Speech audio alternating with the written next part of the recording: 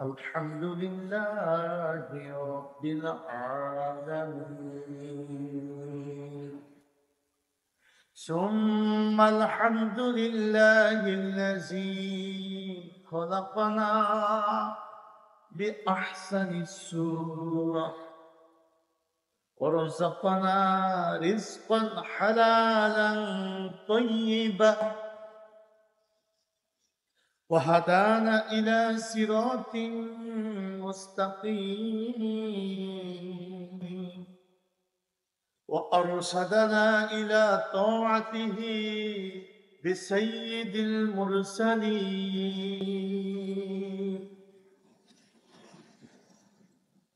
نشهد أن لا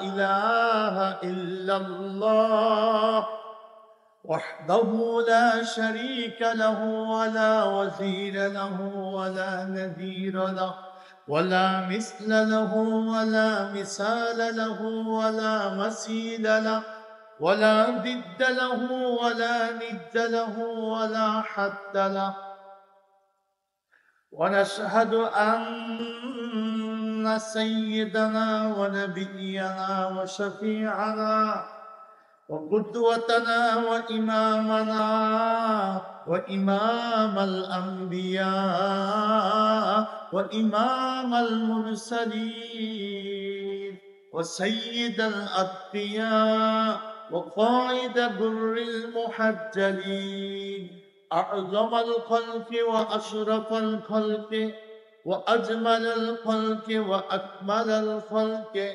وأحسن الخلق وأنور الخلق محمدا صلى الله عليه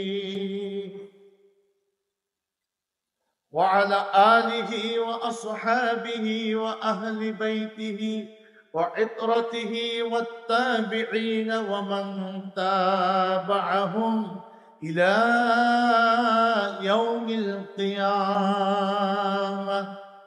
أما بعد فقد قال الله تعالى في كلامه المجيد وفرقانه الحميد زبان খুলে সকলে মোহাব্বতে পড়ে আউযু বিল্লাহি মিনাশ কষ্ট হচ্ছে কোরআন শরীফ পড়তে অনেক দিন পরে মনে হয় পড়তেছেন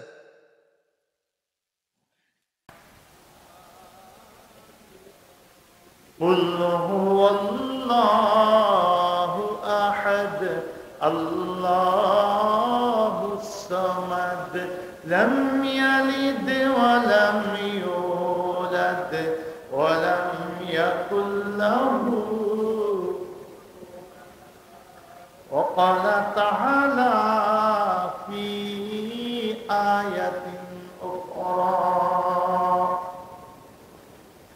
تبارك الذي جعل في السماء بروجا وجعل فيها سراجا وقمرا منيرا هو الذي جعل الليل والنهار خلفة لمن أراد أن يذكر أو أراد شكورا وعباد الرحمن الذين يمشون على الأرض هونا وإذا خاطبهم الجاهلون قالوا سلاما والذين يبيتون لربهم سجدا وقياما في شان حبيبه ومحبوبه ومعشوقه الكريم إن الله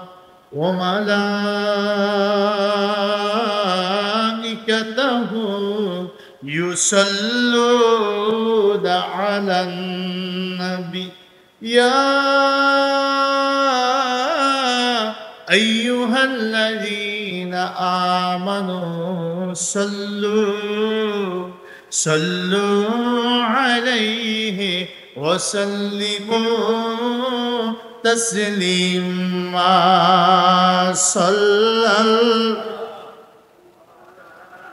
محمد صلى الله وسلم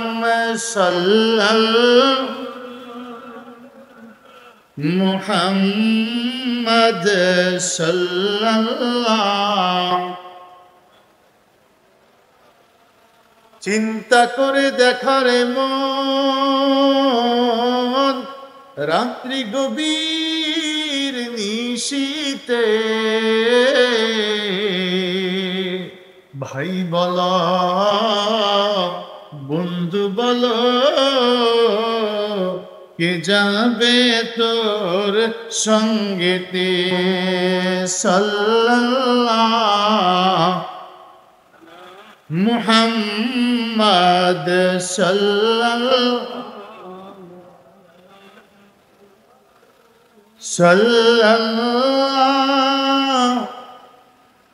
মুহাম্মদ সাল্লাল্লাহ এ দুনিয়ার সবই থাকবে নবী আমরা একদিন থাকব না সবাই যেদিন মোদের ভুলে যাবে নবী গো আপনি ভুলবেন না সাল্লাল্লাহু মুহাম্মদ সাল্লাল্লাহু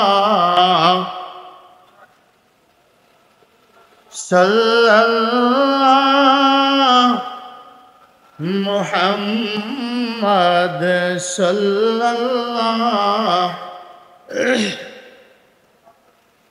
আল্লাহুম্মা সাল্লি ওয়া সাল্লিম ওয়া বারিক আলাইহি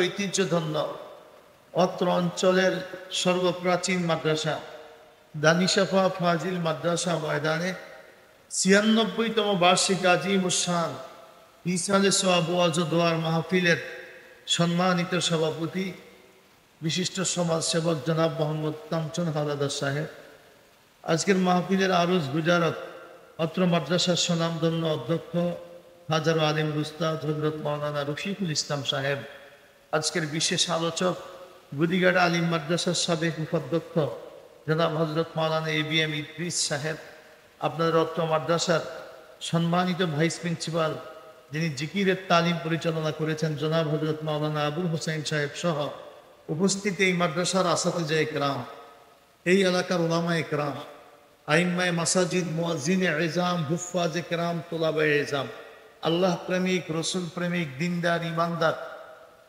প্রিয় মুরব্বিয়ান ইকরাম, সমবয়সী যুবক বন্ধুরা, নিষ্পাপ বেগুনাগার কচিকাচা মাদ্রাসায় পড়া তালিবুল ইলম শিশুরা, রবের দরবারে শুকর যিনি ইচ্ছা করলে আমাদেরকে আরো আগেই দুনিয়া থেকে নিয়ে যেতে পারতেন কিনা। আমাদের সমবয়সী কিংবা আমাদের চাইতে কম বয়সী অনেককে আল্লাহ তাআলা আমাদের চোখের সামনে থেকে ইতিপূর্বে বিদায় করে নিয়ে গেছেন। হাজারো শোক যন্ত্রণা ব্যথা নিয়ে আমরা আপন হাতে মাটিতে রেখে এসেছি। রব যদি ইচ্ছা করতেন আরো আগেই তাদের মতো আমাদেরকেও দুনিয়া থেকে নিয়ে যেতে পারত। ওনারই দয়ায় মায়ায় অগণিত রহমত ও বরকতের উপরে নির্ভর করে আল্লাহ আমাদেরকে আজকের এই শাবান মাস, পবিত্র মাস, পবিত্র দিন, পবিত্র একটা সময় আলেম ওলিদের সান্নিধ্যে বসে জীবনের গুণাগুলো ক্ষমা চেয়ে দোয়া করার মতো, মুর্দেগান যারা কবরে শুয়ে আছে, যাদের রুহুগুলো আমাদের দিকে তাকিয়ে আছে, তাদের জন্য একটু দোয়া করার মতো একটা সুযোগ আমাদেরকে করে দিয়েছে, আশার বসার তৌফিক দিয়েছে। আমরা খুশি না বেজা? জবান খুলে জুড়ে সুরে বলি আলহামদুলিল্লাহ। আল্লাহ তৌফিক দিলেই হবে। যে কথাগুলো বললে ও শুনলে আমাদের বক্তা শ্রোতা সবার জন্য কল্যাণকর, সেই কথাগুলোই বলার ও শোনার তৌফিক দান করুক। কষ্ট হচ্ছে আপনাদের? পবিত্র কোরআনুল কারীমের অন্যতম একটা সূরা, সূরা ফুরকান। ফুরকান শব্দের অর্থ হলো সত্য মিথ্যার মাঝে পার্থক্যকার। কোরআনুল কারীম সকল রসুলের শ্রেষ্ঠ রসুল সরকার দু আলম মুহাম্মদুর রাসূলুল্লাহ শ্রেষ্ঠ মাসে শ্রেষ্ঠ রসুলের উপরে শ্রেষ্ঠ কিতাব আল্লাহ নাজিল করছে। আল্লাহ বলছে কেন এই কিতাব নাজিল? হুদাল লিন্নাস, এই কিতাবটা মানুষের জন্য হেদায়েত। কোরআন মানুষের জন্য কি? জোরে বলেন, সবাই বলেন। এই কোরআনটা মানুষের জন্য কি? অবাইয়িনাতিম মিনাল হুদা, হেদায়েত পাইছে, হেদায়েত চাইছে, হেদায়েত পাইছে, কিন্তু হেদায়েতের মানুষ চলবে কি করে? আল্লাহ বলছে অবাইয়িনাতিম মিনাল হুদা, হেদায়েতের সুস্পষ্ট বর্ণনাও এই কিতাব। হেদায়েতের সুস্পষ্ট বর্ণনা এই কোরআন, এবং এই কোরআনই হলো আল ফুরকান, সত্য মিথ্যার মাঝে পার্থক্যকারী। কোনটা সত্য, কোনটা মিথ্যা, কোনটা ন্যায়, কোনটা অন্যায়, কোনটা মুক্তির পথ আর কোনটা জাহান্নামের পথ, কোনটা আল্লাহর প্রিয় হওয়া যায় আর কোনটা শয়তানের দোষর হওয়া যায়, এই উভয় পথটা বর্ণনা করে দিয়েছে কোরআন। সত্য মিথ্যার মাঝে পার্থক্যকারী কে? জোরে বলেন, সবাই বলেন। এই কারণে কোরআনের আরেক নাম ফুরকান। ফুরকান মানে সত্য মিথ্যার মাঝে পার্থক্যকারী। কোরআনুল কারীমে আল্লাহ তাআলা যেমন আয়াতে বলছেন আমি ফুরকান নাযিল করছি, ঠিক 25 নম্বর সূরার নাম সূরা ফুরকান। 18 এবং 19 পারায়, 18 পারা শেষ, 19 পারা শুরু, এই সূরা ফুরকান দিয়ে। সূরা ফুরকানে 77টা আয়াত আছে। কয়টা আয়াত? সবাই বলেন, কয়টা আয়াত? 6টা রুকু আছে। সূরা ফুরকান মক্কায় নাযিল হয়েছে, মক্কা শরীফ। মক্কা শরীফের জীবনীতে রসুল পাক সরকার দু আলম আমাদের প্রিয় নবী আলাইহিস সালাম মানুষের কাছে আদর্শ পেশ করেছেন। কোনো জোর নাই, জুলুম নাই, বরংস নির্যাতিত হয়েছেন, নিষ্পাসিত হয়েছেন, গালিগালাজ শুনেছেন, পাগলের মিছিল শুনেছেন। আর বিনিময়ে আল্লাহ বলছে দোস্ত, আপনি আপনার শুধু আদর্শগুলো দেখে যান আর ধৈর্য ধরেন। অসবির কামা সবারা উলুল আজমে মিনার রসুল, এই পৃথিবীতে আমি যত রসুলকে পাঠিয়েছি ইল্লা মা কানু বিহি ইস্তাহজিউন, এমন কোন রসুল পাঠাই নাই যার সাথে টিটকারি মস্কারি করা হয় নাই, যারা ঠাট্টা বিদ্রুপ করা হয় নাই, যারা নির্যাতন করা হয় নাই। যতজন সত্যের বাণী নিয়ে, দিনের পয়গাম নিয়ে, আদর্শ নিয়ে আসছে, ততজনই নির্যাতিত হয়েছে, ততজনই গালি শুনছে। নরম পাইলে চাপে বেশি, এটা বাংলাদেশের সোজা কথা, কথা কন নাকা, এটা আমাদের গ্রাম্য ভাষা যে নরম পাইলে চাপে বেশি। তো নবী আম্বিয়া আলাইহিস সালাতু ওয়াস সালাম যেহেতু উত্তম চরিত্রের পথ প্রদর্শক ছিলেন, নবীরা গালি দিতেন না, জোরে আঘাত করতেন না, অন্যায়ভাবে আঘাত করতেন না, জোর জুলুম করতেন না, বরং শুধু আদর্শ দেখাতেন। এজন্য চাপছে বেশি। যতই চাপছে আল্লাহ বলছে অসবির, ধৈর্য ধরেন। কামা সবারা, যেমনি ভাবে ধৈর্য ধরেছিল উলুল আজমে মিনার রসুল, এই পৃথিবীতে আমি যত রসুল পাঠিয়েছি তাদের থেকে যারা শ্রেষ্ঠ শ্রেষ্ঠ পয়গম্বর, শ্রেষ্ঠ শ্রেষ্ঠ রসুল, শ্রেষ্ঠ রসুলরা যেভাবে ধৈর্য ধরেছে আপনিও সেভাবে ধৈর্য ধরেন। অসবির আলা মা ইয়াকুলুনা ওয়াহজুরহুম হাজরান জামিলা। হে প্রিয়, হে প্রিয়, হে প্রিয় দোস্ত রসুল, অসবির, ধৈর্য ধরেন। আলা, ওই কথার উপরে, মা ইয়াকুলুনা, যা তারা বলে। আপনারে পাগল বলে, আপনারে মা বাবার বিষয়ে কথা বলে, আপনার মিথ্যাবাদী বলে, আপনাকে বলে কোরআন এটা কোরআন না, এটা কবিতা, আপনাকে বিভিন্ন ধরনের গালি গালাজ, পাগল ছাগল যাই বলুক, অসবির আলা মা ইয়াকুলুন, তাদের কথার উপরে আপনি ধৈর্য ধরেন। অহজুরহুম, এবং তাদেরকে ত্যাগ করেন, তাদের পাল্টা জবাবটা দিবেন। হাজরান জামিলা, উত্তম ভাষায়। ওরা যত গালি দেয় আপনার কথা তত মিষ্টি হবে, সুন্দর হবে, নম্র হবে, হাসি মুখে হবে। সুবহানাল্লাহ বলে। মক্কি জীবন বড় কষ্টের জীবন, শত কষ্টের মাঝেও পেয়ারা রসুল সরকার দু আলম দুজাহানের বাদশাহ শুধুমাত্র আল্লাহ কোন পথে চলতে বলছে, আল্লাহকে পাওয়ার পথ, নিজকে আদর্শ হিসাবে জাতির কাছে উপস্থাপনের পথ আল্লাহ পাক শিক্ষা দিয়েছে। এজন্য আমি যে সূরাটা তেলাওয়াত করছি, সূরা ফুরকান, 61, 62, 63, 64, 4টা আয়াত তেলাওয়াত করেছি। এই সূরাটা 77 আয়াত। এই 61 থেকে শুরু করে 77 পর্যন্ত 12টা গুণের কথা আল্লাহ উল্লেখ করছে। 12টা গুণ। কয়টা? সবাই বলেন না কয়টা? 12টা গুণের কথা উল্লেখ করছে। 12টা গুণের কথা উল্লেখ করে সর্বশেষ বলছে ওয়াজআলনা লিল মুত্তাকিনা ইমামা। আপনি বলবেন আল্লাহর কাছে ওয়াজআলনা, হে আল্লাহ আপনি আমাদেরকে করে দেন লিল মুত্তাকিনা, মুত্তাকিদের জন্য, যারা তাকওয়াবান পরেজগার ভালো মানুষ, এদের জন্য আপনি আমাদেরকে করে দিবেন ইমামা। ইমাম কি করে দিবেন? আর জোরে বলেন, আরো জোরে। তা আপনার তো এই দোয়া করে লাভ নাই, যেহেতু আপনি স্কুল কলেজে পড়ছেন, আপনার কি আর কেউ ইমামতিতে রাখবে? অথবা যেহেতু আপনি পড়াশোনাই করেন নাই, আপনি সূরা ফাতিহাও ঠিক মতো পড়তে পারেন, তাহলে তো আপনার তো আর কেউ ইমামতিতে রাখবে না। কি কর? আপনাকে কেউ তার ইমাম বানাবে না, তো আপনার এই দোয়া করার লাভ নেই। না, আল্লাহ বলছে না। এজন্যই আলেমদের কাছে যেতে হয়, হক্কানি আলেমদের আলোচনা শুনতে হয়। এখানে আল্লাহ তাআলা ইমাম বলতে বুঝাইছে উসওয়া। উসওয়া আদর্শ। কি? জোরে বলেন, সবাই বলেন আদর্শ। আদর্শ। ওয়াজআলনা লিল মুত্তাকিনা ইমামা ওয়াজআলনা লিল মুত্তাকিনা উসওয়া। হে আল্লাহ আপনি আমাদেরকে করে দেন মুত্তাকিদের জন্য আদর্শ স্বরূপ। আদর্শবান হইতে হলে তাকে বড় ডিগ্রিধারী হতে হবে, বড় মসজিদের খতিব হতে হবে, বড় আন্তর্জাতিক বক্তা হতে হবে। বহু আন্তর্জাতিক বক্তার ভিতরে আদর্শ নাই। তার গলা আছে আর বিদ্যা অর্জন করেছে, মানুষ তাকে আইনের স্বার্থে ব্যবহার করতেছে, সে ব্যবহার হচ্ছে, তার মাধ্যমে লক্ষ লক্ষ টাকার বাণিজ্য হচ্ছে। আদর্শের কিছু তার মধ্যে নাই। বহু বড় বড় শিক্ষিত আছে, যে শিক্ষিতরা শিক্ষার গুণে স্কুল কলেজের প্রিন্সিপাল হয়েছে, মাদ্রাসা ব্যাংক এটা সেটার প্রিন্সিপাল হয়েছে, বিভিন্ন সংস্থা সমিতি সংগঠনের প্রিন্সিপাল হয়েছে, কিন্তু তার ভিতরে আদর্শ নাই। বরং একজন রাস্তার মুচি চামাক, একজন কৃষক ক্ষেত খামারের ব্যক্তির কাছে যতটুকু আদর্শ আছে, না ইনসাফ আছে, ওর ভিতরে সেটাও নাই। একজন শিক্ষিত হয়েও, একজন দামি মানুষ হয়েও, একজন ওলামা হয়েও, একজন মুফাসসির হয়েও দেখা গেছে সে দুর্নীতিবাজ। আছে না নাই? আদর্শ ভিন্ন জিনিস। আদর্শ একজন কৃষকের ভিতরে থাকতে পারে, আদর্শ একজন অশিক্ষিত বাবার ভিতরে থাকতে পারে, আদর্শ একজন কালো মায়ের ভিতরে থাকতে পারে। কথা বলেন ঠিক না বেঠিক? আদর্শ একজন কম বয়সী যুবকের ভিতরে থাকতে পারে। পৃথিবীতে আদর্শ খুঁজেছেন সাহাবে কেরামের মধ্যে কি করে? হযরত আলী রাদিয়াল্লাহু তাআলা আনহু জিহাদের ময়দানে কাফেরের সাথে সংঘর্ষ চলতেছে, চলতে চলতে চলতে চলতে এক পর্যায়ে কাফের ধরাশায়ী হয়ে গেছে। আলী রাদিয়াল্লাহু বুকের উপরে উঠে বসেছে। কিসের উপরে? বুকের উপরে পা হাঁটু গেড়ে বসেছে, গলায় ছুরি ধরছে, টান দেবে। সেই সময় কাফের নিচ থেকে থুতু মারছে। নিচে থেকে কি করছে? সেফ ফেলাইছে। সেফ বুঝেন তো? সেফ থুতু মারছে, সেফ ফেলাইছে। আলী রাদিয়াল্লাহুর মুখ ভরে গেছে থুতুতে। ওই বুকের উপরে বসা অবস্থায় আস্তে করে থুতুটা মুছছে। কি রাগ বাড়ছে না কমছে? কথা কয় না। রাগ বাড়ছে না কমছে? আপনার শত্রু যদি আপনার মুখে থুতু মারে তো রাগ কমে না বাড়ে? কয়েক গুণ। নিচে পড়ে যদি ভাই আল্লাহর রাস্তায় তোর কাছে মাপ চাই, মাফ করে দে, এটা মাফ করার একটা সুযোগ ছিল। কথা কন না? কিন্তু থুতু মারার পরে এদের আর মাফ করার কোনো সুযোগ থাকে?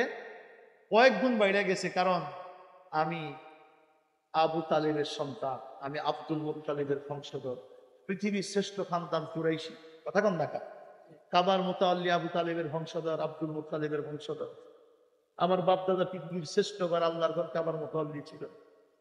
যে যত সম্মানী মানুষ, তারা টাকা পয়সার চাইতে সম্মানের বেশি গণে। কথা কন। একটা কথা তারা অসম্মান করে কইছে, ওইটা প্রতিবাদ করতে যায় কোটি টাকাও খরচ করে। কেন আমার এই সম্মানটা করবে? হযরত আলী রাদিয়াল্লাহুর মতো বিশ্ববিখ্যাত বীর, তার মুখে মারছে থুতু। হযরত আলী রাদিয়াল্লাহু ভালো করে থুতুটা মুছে রাগান্বিত চেহারা লাল, আস্তে করে তার বুকের উপর থেকে নেমে বলছে, যা তোরে মাফ করে দিই। কি করলাম? মাফ করে দিলাম। এখন ওই ইহুদি সাইডে উঠে নিজকে ফ্রেশ করে দাঁড়িয়ে দাঁড়িয়ে চিন্তা করে যে কি মানুষ এটা, কেমন, এটা কেমন মানুষ? কাছে এসে কয়, আপনি আমারে কেন মাফ করছেন? তো মাফ করলাম হলো, তোমার সাথে যে আমি তরবারিতে যুদ্ধে লিপ্ত হয়েছি, এটা আমার কোনো স্বার্থে নয়, তোমাকে আমি চিনি না, তুমি আমাকে চিনো কিনা আমি জানি না, বাট আমি আসছি আল্লাহর দ্বীনকে রক্ষা করতে। তোমরা কাফিরেরা মুসলিমদের এই দেশটাকে ধ্বংস করে দিতে আসছো, তোমাদেরকে প্রতিরোধ করে আল্লাহর জমিনে আল্লাহ সেজদাওয়ালারা যেন থাকতে পারে, আল্লাহর জমিনে আল্লাহওয়ালারা যেন, আল্লাহর ইবাদতকারীরা যেন থাকতে পারে, জমিনে যেন ইবাদত করতে কোনো বাধা সৃষ্টি না হয়। তোমরা যে মসজিদ মাদ্রাসা ভাঙবা, মুসলমানদেরকে দেশ থেকে বিদায় করে দিবা, এজন্য আসছো জিহাদের ময়দানে তোমাদের প্রতিরোধ করে ইসলামের পতাকাকে উড়ানোর জন্য আমি এসেছি, আমি নিজের কোনো স্বার্থে আসি। আমি যখন তোমার সাথে সংগ্রামে লিপ্ত, তখন আমি ইসলামকে প্রতিষ্ঠার জন্য সংগ্রামে লিপ্ত। যখন আমি তোমার বুকের উপরে হাঁটু গেড়ে বসলাম, অবশেষে গলায় ছুরি ধরলাম, তখন তুমি যখন আমার ছুটু নিক্ষেপ করছ, তখন আমার ইসলাম, তোমার সাথে আমার কি নিয়ে দ্বন্দ্ব, তার চাইতে আমার অন্তরে ব্যক্তিগত আক্রোশটা প্রবল হয়ে গেছে। ব্যক্তিগত আক্রোশ, যে কার গায়ে থুতু মারলাম, আমার গায়ে কি জীবনে কেউ থুতু মারতে পারছে? আমি কার বেটা? কথা বুঝেন নাই? নিজের ভিতরে নিজের অবস্থানটা তৈরি হয়ে তার উপরে আক্রোশটা বেড়ে গেছে। ব্যক্তিগত আক্রোশ যখন প্রবল হয়ে গেছে, আমি তখন চিন্তা করলাম, একে যদি আমার হত্যা করা হয়, শুধু আল্লাহ দ্বীনের জন্য হত্যা করা হয় নাই, আমার রাগ, ক্রোধ, ক্ষোভ, আমার আমিত্বের উপরেই তাকে আমি বেশি দ্রুত হত্যা করতেছি, আমি তাকে আরো বেশি জঘন্য মনে করতেছি, এজন্য আমি হত্যার দিকে দ্রুত অগ্রগামী হচ্ছি। এই চিন্তা করে আমি চিন্তা করলাম যে না, আল্লাহ তো আমাকে বলছে, মান আহাব্বা লিল্লাহ ওয়া আবগাদা লিল্লাহ ওয়া আতা লিল্লাহ ওয়া মানা লিল্লাহ ফাকাদ ইস্তাকমালাল ঈমান। জীবনে যা হবে আল্লাহ কেন্দ্রিক হবে। এটার নামই হলো ইসলাম। কুল ইন্না সলাতি ওয়া নুসুকি ওয়া মাহইয়ায়া ওয়া মামাতি লিল্লাহি রাব্বিল। আমার জীবনের যা হবে কার জন্য? কথা বলেন, কার জন্য? স্ত্রীরে খাওয়াই, সেটাও কার জন্য? আমি যে আমার সংসার, স্ত্রীর কারণে আমার ইজ্জত, আমার পবিত্রতা, আমার দৈহিক শান্তি, মুক্তি আল্লাহ পাক এটা বিধান করেছে। ওনার রিজিকের ব্যবস্থা আল্লাহ আমার উপরে দিয়েছে দায়িত্ব। আমি ওটা করে দিলে আল্লাহ খুশি হয়, আমি ইচ্ছাকৃত তারে বঞ্চিত করলে আল্লাহ বেজার হয়। কথা বলেন ঠিক না বেঠিক? তাহলে আমার নিজকে পবিত্র করতে, আল্লাহ প্রিয় করতে, আমার চরিত্রকে হেফাজত করতে, এবং এই মানুষটা যে আমার দেওয়া ভরণ পোষণ ভোগ করে সে যে সেজদা দিচ্ছে, রুকু দিচ্ছে, সে যে ইবাদত করতেছে বাসা বাড়িতে, তারও একটা অংশ আল্লাহ আমাকে দিবে, সওয়াব দিবে, আমি যদি আল্লাহর জন্যই তাকে প্রতিপালন করে থাকি। কি ঠিক না বেঠিক? একইভাবে সন্তান, একইভাবে দুনিয়ার যে কোনো কর্ম হতে হবে কার জন্য? যাহা আল্লাহর জন্য নয় তাহা ইসলাম নয়। যাহা আল্লাহর জন্য, এবং আলোক উজ্জ্বল চাঁদ তৈরি করছেন। সুবহানাল্লাহ। সবাই বলেন এগুলো কেন করছে? হুয়াল্লাযী, তিনি সেই সত্তা, জাআলাল লাইলা ওয়ান নাহারা, যিনি দিন এবং রাতকে সৃষ্টি করেছেন খেলফা, পরিবর্তন, রূপান্তর করে। সূর্য যখন উঠে তখন পৃথিবীতে রাত হয় না দিন হয়? সবাই বলেন। আর চন্দ্র যখন উঠে তখন পৃথিবীতে রাত না দিন? সূর্য যখন ডুবে তখনই চন্দ্রের ওঠার সময় হয়, রাত হয়। সূর্য যতক্ষণ থাকে ততক্ষণ চন্দ্র দেখা যায় না, দিন হয়। কি ঠিক না বেঠিক? আল্লাহ বলছে, শোনো, তোমার এই চাঁদ আর সূর্য, এই দুইটাকে আমি কেন দিয়েছি? এই চাঁদ প্রতি মাসে একবার নতুন করে জাগ্রত হয়, এভাবে বছরে 12 বার আসে। কয়বার? কথা বলেন। যার কারণে তুমি কত বছরে বালিগ হয়েছে তুমি হিসাব করতে পারো, কত বছর বয়স তোমার চলে তুমি হিসাব করতে পারো। হয় তোমার এই এই এই এই যে বছরে 12 বার চাঁদ উঠে, তুমি 12 মাস হিসাব করে বেতন নিতে পারো, তুমি বেতন দিতে পারো, তুমি কর্মচারী রাখতে পারো, তুমি বিশ্ব ব্যবস্থার এই নিয়ন্ত্রণটা করতে পারো। যদি আমি এটা না দিতাম, তোমার এই নিয়ন্ত্রণের সিস্টেম থাকতো না। আমি আল্লাহ সুবহানাহু ওয়া তাআলা সূর্য দান করেছি, সূর্যের এই পরিবর্তনকে কেন্দ্র করে তুমি বছর গুনতে পারো। চন্দ্রটা দিয়ে মাস, সূর্যটা দিয়ে বছর গুনতে পারো। আমি আল্লাহ তাআলা সূর্য যখন উঠাই দিন হয়, সূর্য যখন ডুবে দিয়ে রাত হয়। এই যে দিন আর রাতকে আমি খেলফা, পরিবর্তনশীল করে দিয়েছি। কেন করে দিয়েছি? তুমি দিবসটা যখন কর্ম করবে, ক্লান্ত হয়ে গেলে রাতটা হলো পোশাকের মতো। ওয়াল্লাইলা লিবাসা ওয়াজআলনাল লাইলা লিবাসা, রাতটিকে আমি পোশাক যেমন দেহকে ঢেকে দেয়, রাতটা দুনিয়াকে ঢেকে দেয়। তুমি একটু সময় 6 ঘন্টা বিশ্রাম নাও, আবার নতুন ভাবে কর্ম করতে পারবে, পুরা শক্তি, পুরা সুস্থতা ফিরে আসবে।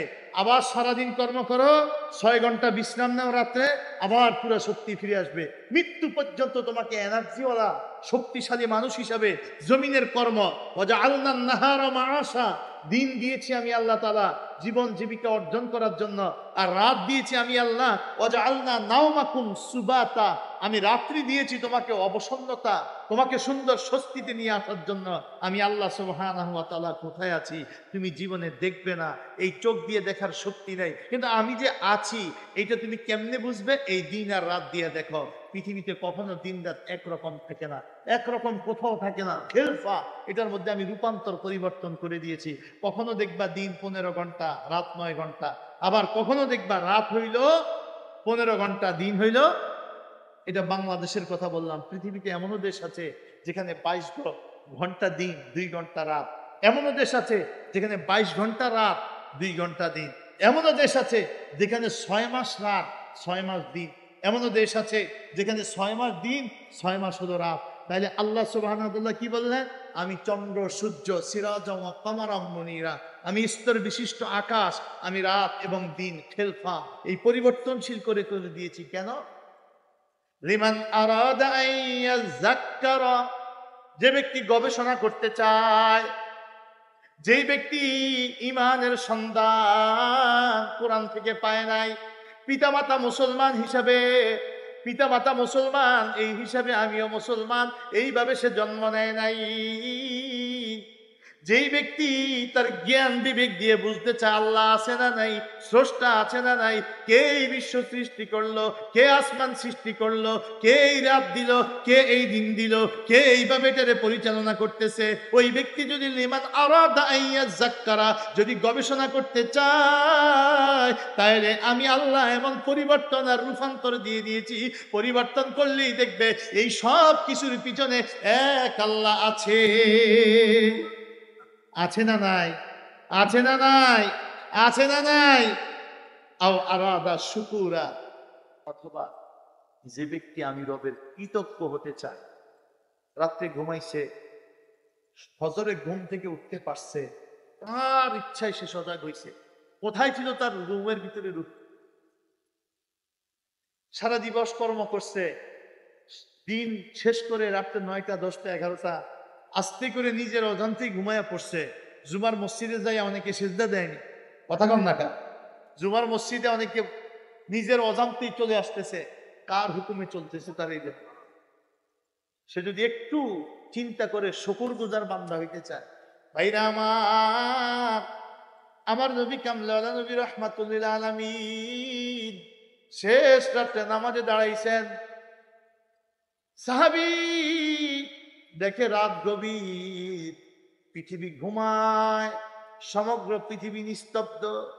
কোরআনুল কারীম পৃথিবীর শ্রেষ্ঠ কিতাব, আল্লাহর বাণী, আল্লাহর কথা, আল্লাহর বাণী।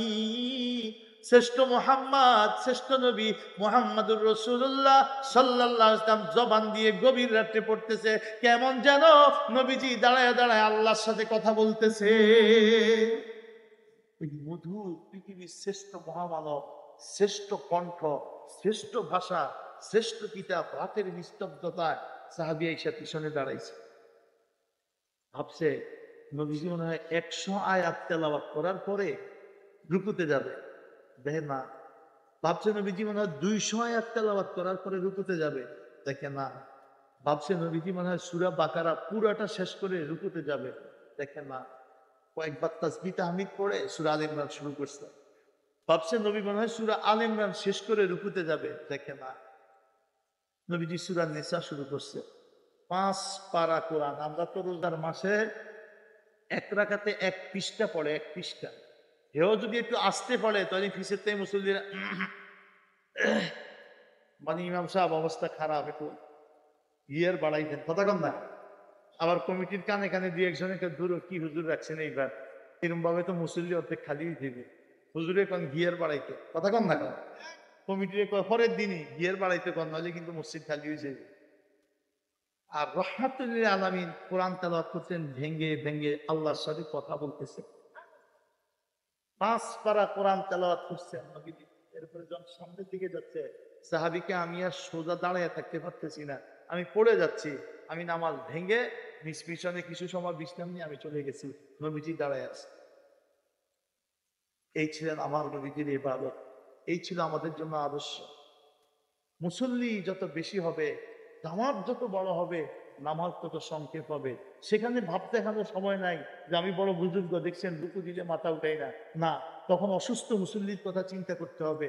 ইসলাম বলছে দুর্বল মুসল্লির কথা চিন্তা করতে হবে। মুসল্লি যত বেশি হবে, জামাত যত বড় হবে, মসজিদ যত তালা বিশিষ্ট হবে, তখন জামাতে নামাজ অত সংক্ষেপ হবে। কিন্তু আসল প্রেমিক যদি তুমি হয়ে থাকো, সেটা হবে নীরবে, নির্জনে, একা অবস্থায়।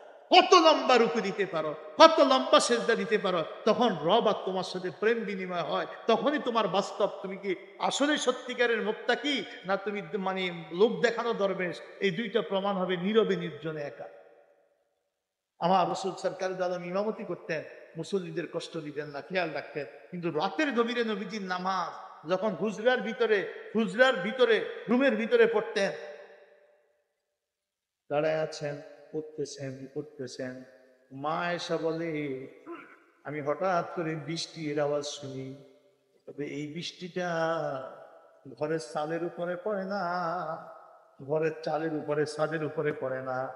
এই বৃষ্টিটা পড়তেছে আমার পাশে তোমাদের যে পয়গম্বর, তোমাদের যে আদর্শ মহামানব রাহমাতুল্লিল আলামিন নামাজ পড়তেছে।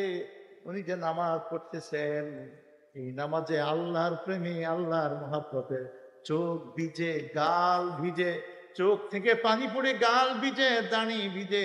রহমাতুল্লাহ আলামিনের বুক ভরা দাড়ি ছিল, বুক ভরা দাড়ি ছিল।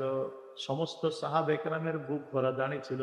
কোন সাহাবি দাড়ি কাটে নাই, দাড়ি কাটা কি ইসলাম মনে করে নাই। রসুল বলছে ওয়াকুল্লুহা, দাড়িকে লম্বা করো, নবীর তরিকে সাজো। আপসে আপ দিলের ভিতরে নবীর প্রেম তৈরি হবে। নবীর মহাব্বত করে দাড়িকে লম্বা করো। লম্বা দাড়ি রাখা নবীজির সুন্নাত, সাহাবে একরামের সুন্নাত, আউলিয়া একরামের সুন্নাত, আম্বিয়া একরামের সুন্নাত, দাড়িকে লম্বা রাখা।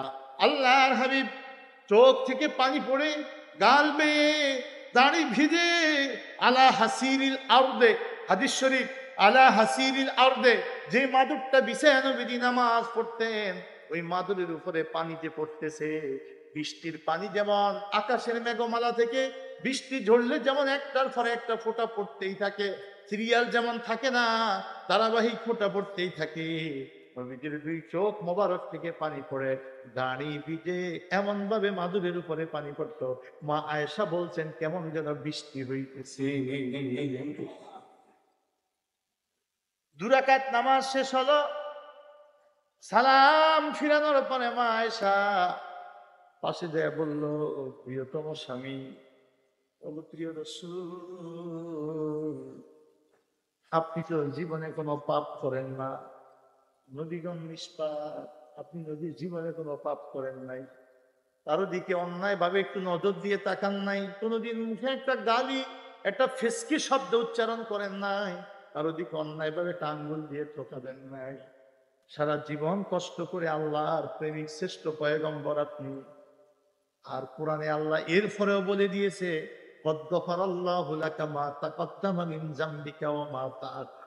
পূর্বের পরে সকল গুনাহ আল্লাহ আগেই মাফ করে দিয়েছে। সুবহানাল্লাহ।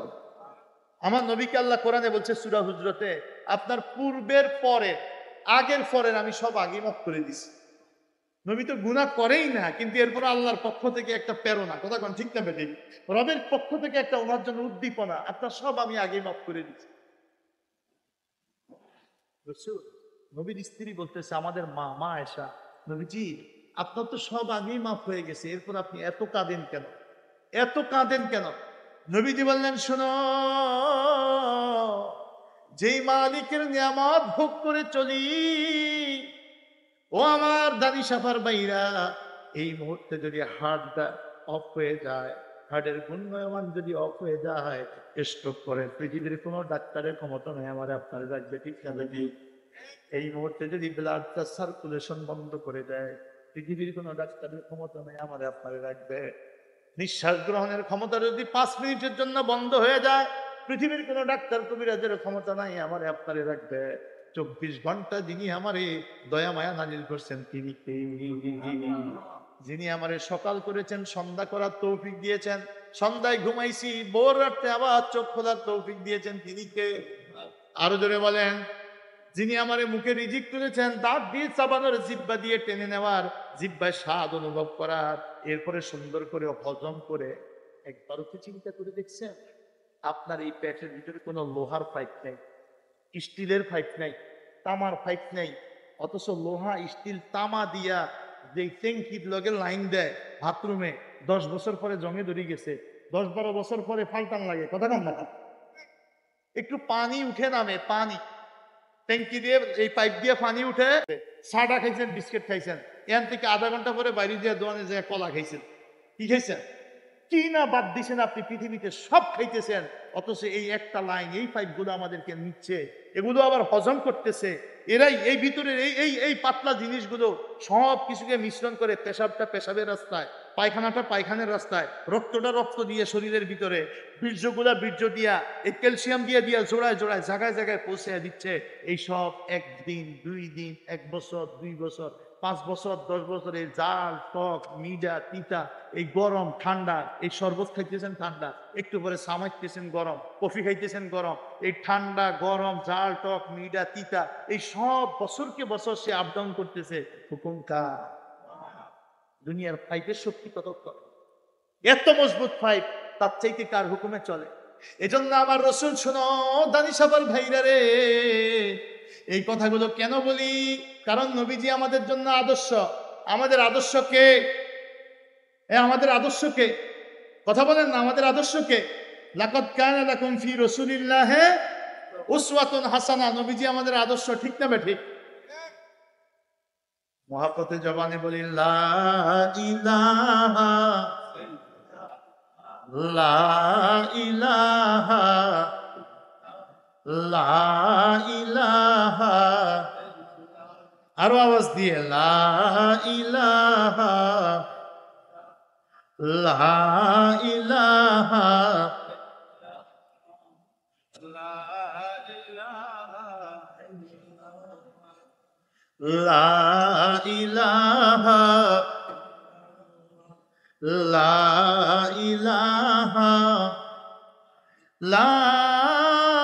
ইলাহা ইল্লাল্লাহু মুহাম্মাদুর সাল্লাল্লাহু আলাইহি ওয়াসাল্লাম।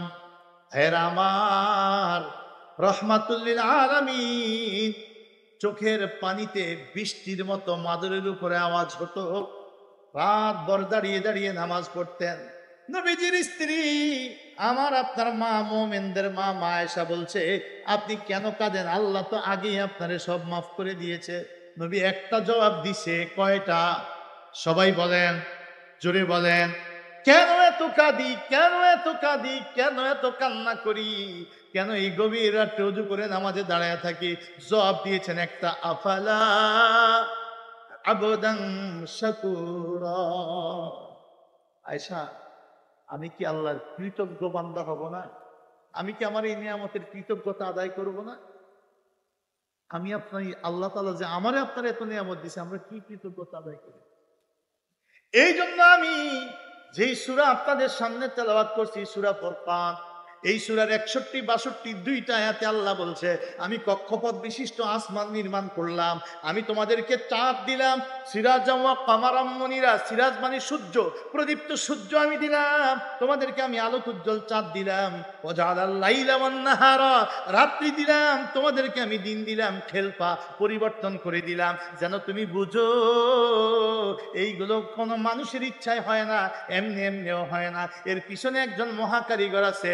আও আরাদা আইয়া যাক্কারা, যে ব্যক্তি গবেষণা করে রবকে পাইতে চায়, আও আরাদা শুকুরা, অথবা যারা রবকে বিশ্বাস করে তারা যেন আল্লাহর কৃতজ্ঞতা আদায় করে। আল্লাহর কৃতজ্ঞতা আদায় যে করতে চায় তার জন্য আমি আল্লাহ সব উন্মুক্ত করে দিলাম। যদি চিনতে পারো তো তার কৃতজ্ঞতা আদায় করো। এই কৃতজ্ঞতা আদায় যারা করবে তারা বান্দা কার? সবাই বলেন আরো জোরে। যারা নাফরমানি করবে তারা বান্দা কার? নামে বান্দা, বন্দিগি না থাকলে বান্দা হয় না। বন্দিগি না থাকলে, এ কর্ম না করলে কি সে কর্মচারী হয়? আরে জোরে কম না, ও আমার কর্মচারী, জীবনে আমার কোনো কাজ করে না, সে কিসের কর্মচারী? একটা কথা ভালো করে মনে রাখবেন, ভালো করে মনে রাখবেন, ফরজ আমলে বান্দা বান্দা হয়, ফরজ আমল অস্বীকার করলে বান্দা কাফের। ফরজ আমল ইচ্ছাকৃত ত্যাগ করলে, অস্বীকার করে না কিন্তু আদায় করে না, ত্যাগ করে, সে পাপী হয়। ফরজের সাথে অতিরিক্ত সুন্নত, মুস্তাহাব, মুস্তাহাব, নফল ইবাদত করলে সে আল্লাহর ওলি হয়। তাহলে ফরজ আমল অস্বীকার করলে সে কি হয়? কাফের। কি হয়? সবাই বলেন। ফরজ অস্বীকার করলে কি হয়? ফরজ আদায় না করলে কি হয়? স্বীকার করে কিন্তু আদায় করে না, মানে আমল করে না, সে ফাসেক, পাপী, কবিরা গুনাহগার। যখন ফরজ আমলগুলো সঠিকভাবে আদায় করে তখন সে মাত্র বান্দা হয়। রব আমাকে সৃষ্টি করেছে, আমি তার বন্দেগী করি, বান্দা। যখন ফরজের সাথে অতিরিক্ত ইসরার, আওয়াবিন, তাহাজ্জুদ, জিকির আজকার, তওবা, তাহলিল, যখন 24 ঘন্টা সে আল্লাহর ইবাদতে আনুগত্যে থাকে এবং অন্যায় থেকে নিজকে দূরে রাখে, দেশ ও সমাজ, জাতি তার থেকে ইসলামের আলো পাবে, সেজন্য সে সত্য সন্ধানে সত্যের দিশা মানুষকে দেয়, মানুষকে আল্লাহর পথে ডাকে, আল্লাহর পথে তৈরি করে, তখন সে আল্লাহর ওলি হয়েছে। আল্লাহ বলছে, শোনো, যারা আমার এই সব দেখে স্বীকার করে নিবে আমি আল্লাহর বান্দা। আমরা এই কথা স্বীকার করি কি করি না? ওই বান্দা যে স্বীকার করবে তার ভিতরে 12টা গুণ থাকবে। কয়টা? জোরে বলেন, সবাই বলেন। এই 12টা গুণের কথা আল্লাহ কিভাবে বলছে? কোরআনুল কারীমে স্পষ্ট, ওয়াইবাদুর রহমানিল্লাযীনা ইয়ামশুনা আলাল আরদি হাওনা ওয়া ইযা খাতাবাহুমুল জাহিলুনা ক্বালু সালামা। এক নাম্বার, জমিনে হাঁটতে পারো না, অটোতে উঠছো, রিক্সায় উঠছো, হুন্ডায় উঠছো, সাইকেলে উঠছো, প্রাইভেট কারে উঠছো, ফেরাডো গাড়িতে উঠছো, বিমানে উঠছো, বিমান কোম্পানির মালিক হইছ, পোশাক শিল্প কারখানার মালিক হইছ। পৃথিবীতে তুমি যত বড় শিল্পপতি আর অর্থওয়ালা আর সৌন্দর্যওয়ালা, ক্ষমতাওয়ালা হও, আমি আল্লাহ বলছি জমিনে চলাফেরা করবে। জমিনে যতক্ষণ তোমার নিঃশ্বাস থাকবে, ইবাদুর রহমান, যারা দয়াময়ের বান্দা হিসাবে নিজকে স্বীকার করে, আল্লাযীনা ইয়ামশুনা, তাহারা জমিনে চলবে, আলাল আরদে, পৃথিবীর উপরে, হাওনা,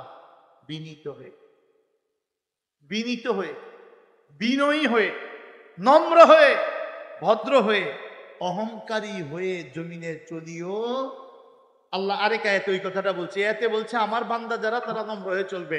আর আরেক আয়াতে বলছে লা তামশি আলাল আরদে মারাহা, সূরা লোকমান, লা তামশি আলাল আরদে মারাহা, জমিনের অহংকারী হইয়া, দেমাগ নিয়া, ওর চাইতে আমার কম আছেন। বহুত আগে হেরা ধনী ছিল, এখন আমরা সবচেয়ে বড় ধনী। আমার সাইড ফোলার মিনিমাম 20 কোটি টাকা মালিক আমার সাইড ফোলার। অন্তরের ভিতরে অহংকার, কথা কন না কা? চাচা কি সভাপতি, হ্যাঁ কয়টিয়া দেয় মসজিদে? হ্যাঁ চাচা ঠিক আছে, মুরব্বী মানুষ আছে আর কি, মসজিদে হ্যাঁ কয় টাকা দেয়? হ্যাঁ আমার নামে 1 লাখ, আমার সভাপতি বানাবি না, বানাবি কার?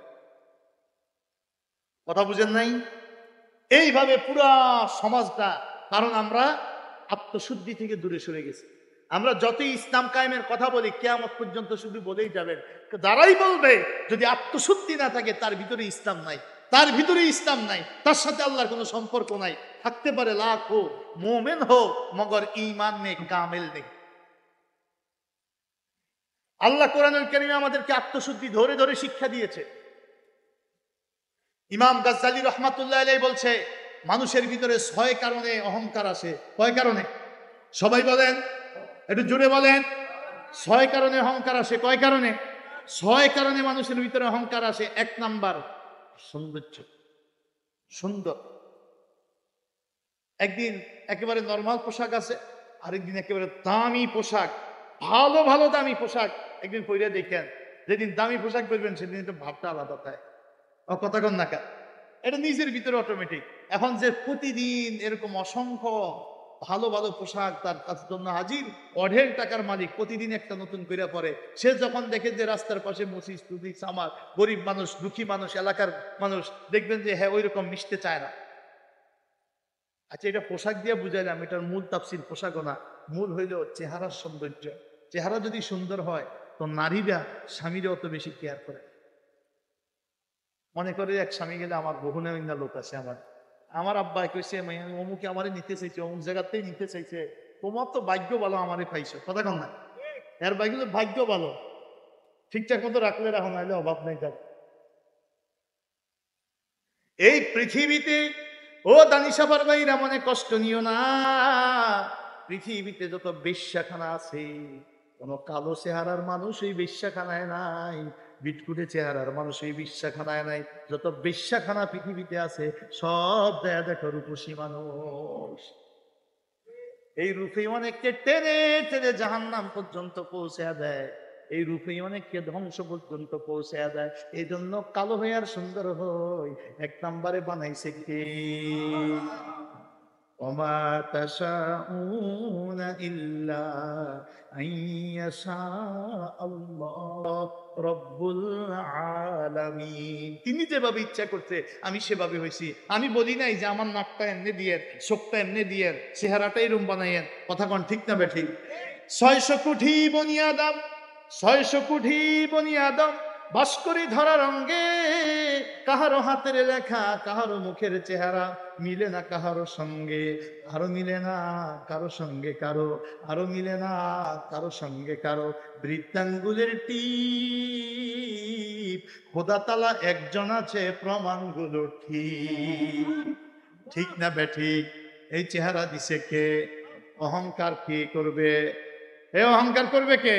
আল কিবরিয়া ও হৃদয়, পৃথিবীর মধ্যে নয় শুধু সৃষ্টি জগতের মধ্যে যদি কেউ অহংকার করার অধিকারী হয়ে থাকে সে একজন আল্লাহ।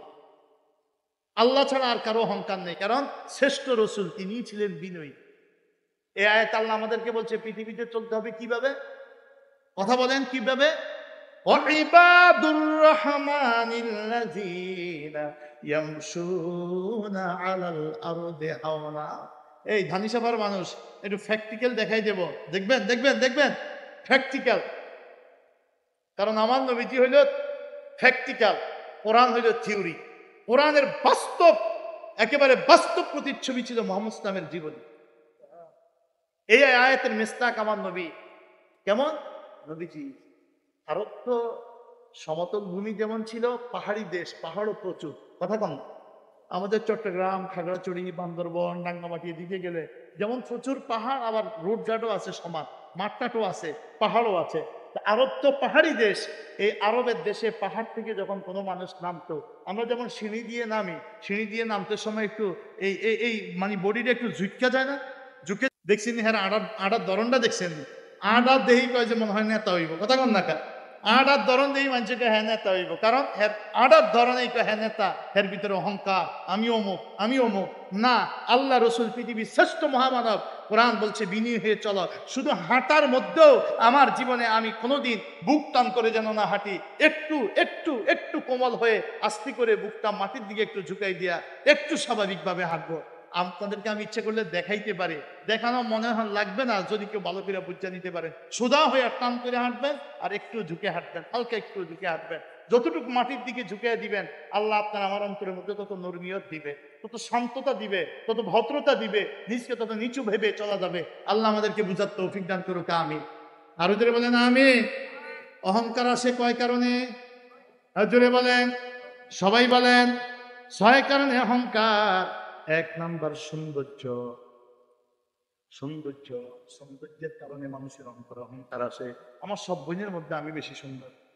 আমার 6 জন, আপনাদের দেশে জাল বলিনি, জাল মানে 5 ভাই বিয়ে করে 5টা মেয়ে আনছে 5 জায়গা থেকে, এই একজনের বাকি 4 জনকে কি বলে? জাল। ওইটাই বলছিলাম আমি। আমার এই 5 জাল 5 জালের মধ্যে আমি সবচেয়ে বেশি সুন্দর। এই দেখবেন যে এটা মনে করে সে কাজ একটু কম করতে চায়, সংসারে কাজ একটু, সে মনে করে আমার মূল্য আছে, তোদের চাইতে আমার মূল্য বেশি। অহংকার অন্তরে আসে সৌন্দর্যের কারণে। ভাইয়েরা মনে রাখবেন, শরীরে যদি শক্তি বেশি থাকে, তার ভিতরে অহংকার থাকে, রোগ শোক কম, শরীরে খুব শক্তি, দেখবেন একটুতে একটু হইলে দোকানদারের সাথে লাইগা যায়, কথা কম। সব জায়গায় জোর দেখাইতে চেষ্টা করে, ভিতরে একটা অহংকার কাজ করে। সুজা করে লেয়া, গেড়ি ভেঙ্গালে, আড্ডি ভেঙ্গালে, কথাবার্তায় অহংকার, সবাই সাফে রাখতে সে চেষ্টা করে। কি ঠিক না বে ঠিক? আমি তো বলি নাই, ইমাম গাজ্জালী রহমাতুল্লাহ আলাইহি বলছে, কি কি কারণে তোমার অহংকার আসে জানো এবং সেখান থেকে নিজকে বিরত রাখো। সৌন্দর্য হইলে না, নিজকে আরো তুমি দুর্বল মনে করো যে আমার কারণে, সৌন্দর্যের কারণে যেন আমি অহংকারী হয়ে জাহান্নামী না হয়ে যাই, আল্লাহর অপ্রিয় না হয়ে যাই, আমার শরীরের শক্তির কারণে আমি যেন কারো উপরে জোর খাটাইয়া আল্লাহ থেকে দূরে সরে না যাই। কি ঠিক না বেঠিক? 3 নাম্বার, কারো যদি অর্থ বেশি হয়, 3 নাম্বারে কি অর্থের কারণে মানুষের অন্তরে অহংকার আসে। এটার নমুনা তো সবাই দেখতেছে। এখানে রেকর্ড হয়, সব কথা বলা উচিত না। আমি যে দেশে জন্ম নিছি সেখানে অনেক ব্যবসায়ীর বসবাস। ছোট ছোট ব্যবসায়ী যারা আগে 1000 টাকা গণত, 1000, 10,000, 20,000, 50,000, কিছুকালের মধ্যে, কয়েক বছরের মধ্যে আল্লাহ এদেরকে কুঠি গনাইতেছে। কুঠি গনাইতেছে। কুঠি গনানোর আগে এখন ইমাম সাহেবরা কয়, আগে অমুক ভাইয়ে দেখলে দূরে থেকে সালাম দিতে, হুজুর কেমন আছেন, আর এখন হ্যাঁ তাকাই থাকে যে হুজুরে হ্যাঁ সালাম দেয় কি। কারণ আগে কিন্তু 1000, সেই সময় হুজুরের দোয়ার দরকার ছিল। এখন গনে কি, এখন কুঠি গনে, এখন এরকম হাজারিয়া হুজুর করে গোনার সময় আছে। হ্যাঁ, এখন মাঝে মধ্যে তাকাই থাকে যে হুজুরে সালাম দেয় কি। আল্লাহ ফাঁকে ফাঁকে মিস কল দেয়। পুরো ডাইরেক্ট কল দিলে তো মুহূর্তেই শেষ, কথা কন না কেন, ফাঁকে ফাঁকে মিস কল দেয়। তো মিস কল দিলে ওই ইমাম সাহেবরা, এলাকার গণ্যমান্য ময় মুরব্বী চাচা যেটা আছে না, চাচা যারা বয়স্ক, হেরাই তো হাসে, কয় কি কি আমরা হাসেন কেন, অমুকে দিয়ে এবার ব্যবসায় 3 কোটি লস, অমুকে দিয়ে স্টক করছে 5 কোটি লস, কয় মরতো না। আমরা চিন্তা করি না, আল্লাহ একটু মিস কল দিছে, আল্লাহ একটু খালি কুঠিগণে তো একটু মিস কল দিছে যে এত অহংকারী হওয়া ভালো না। এটা সমাজে আমার বলা লাগবে না, আপনারা সবাই বুঝেন। অর্থ থাকলে অহংকার আসে কিনা, আরো জোরে কর না। ক্ষমতা থাকলে অহংকার আসে। 4 নাম্বার, ক্ষমতা থাকলে মানুষের মধ্যে অহংকার আসে, ক্ষমতার কারণে মানুষ অহংকারী হয়। 5 নাম্বার, শিক্ষার কারণে মানুষ অহংকারী হয়। এলেম যদি বেশি হয়, বিদ্যা যদি বেশি হয়, তাহলে মনে করে আব্বা ছিল মূর্খ, আমি কেন, দাদা ছিল মূর্খ, আমি তো সবাই চাইতে বেশি, এই বংশের মধ্যে আমি সবচেয়ে বড় শিক্ষিত, এই এলাকার মধ্যে আমি সবচেয়ে বড় শিক্ষিত। ভিতরে একটা অহংকার আসে, কথা কন ঠিক না বেঠিক? শিক্ষার কারণে মানুষের ভিতরে অহংকার আসবে, আমলের কারণে মানুষের ভিতরে অহংকার আসবে। আমল এজন্য হক্কানিদের কাছে যাওয়া লাগে। যদি কেউ আমলদার হয়, তার যদি কোনো মুরব্বী না থাকে, তার কোনো উদ্যতন মুরব্বী না থাকে, তাহলে ওর জন্য ধ্বংসটা অনেক নিকটবর্তী। কারণ যে কোনো সময় তার ভিতরে কেবের কাজ করবে। নিয়মিত তাহাজ্জুদ পড়ে দেখেন, ভিতরে আসবে আমার চাইতে বড় আমলদার কেউ নাই। কিন্তু যখন একজন অলির কাছে বসবেন, তখন দেখবেন আপনার আমলে কিছুই নেই। কি ঠিক না বেঠিক? কি ঠিক না বেঠিক? কারণ যায় যে নিজকে নম্র করে সব চাপা দিয়ে রাখতে পারবে, সেই প্রকৃত আলেম, সেই প্রকৃত আমল, তার আমলেই তাকে উপকার দিবে। যেমন জুনাইদ বাগদাদি তার জীবনীতে লিখছে, তিনি দেখেন জঙ্গল থেকে এক কাঠুরিয়া বের হচ্ছে কাঠের বর্তি মাথায় নিয়ে। তো জুনাইদ বাগদাদি তার খাদেমকে বলছে আজান দাও।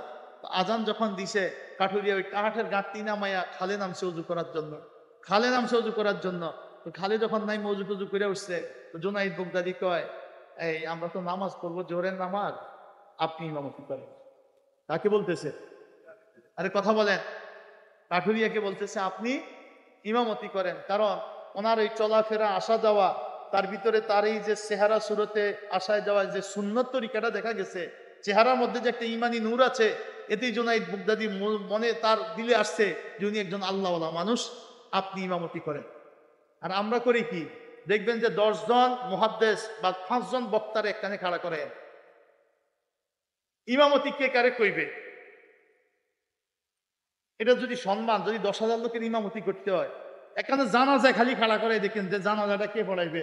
দেখবেন যে 10 জন বড় আলেম যদি থাকে, তাহলে গুতাগুতি শুরু হয়ে গেছে, কথা কন না কেন।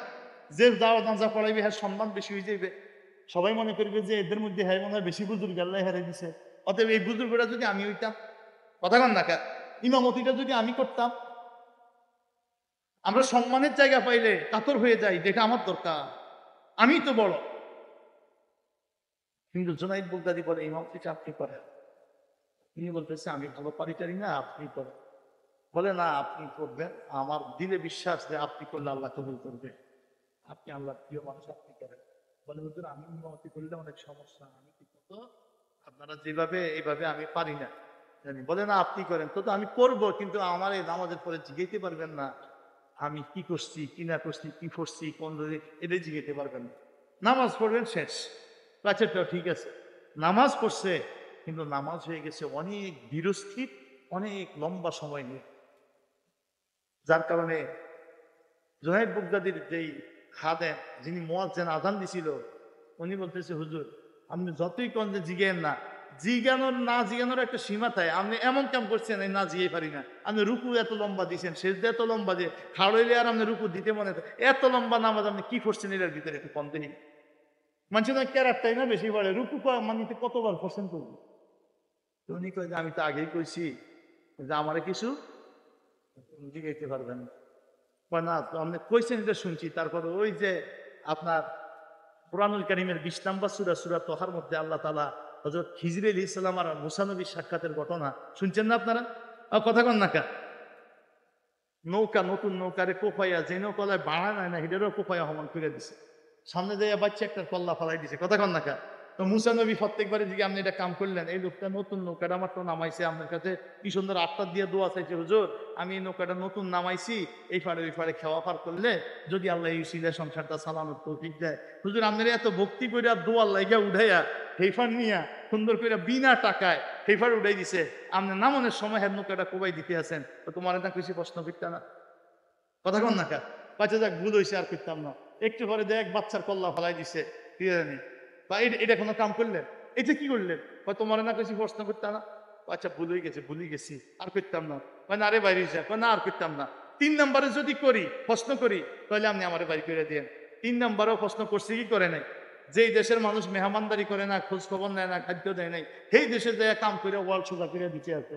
ওয়াল সোজা করে দিতেছে, আমি সংক্ষেপ করে বলতেছি এই জন্য আয়াত ব্যবহার করতেছি না।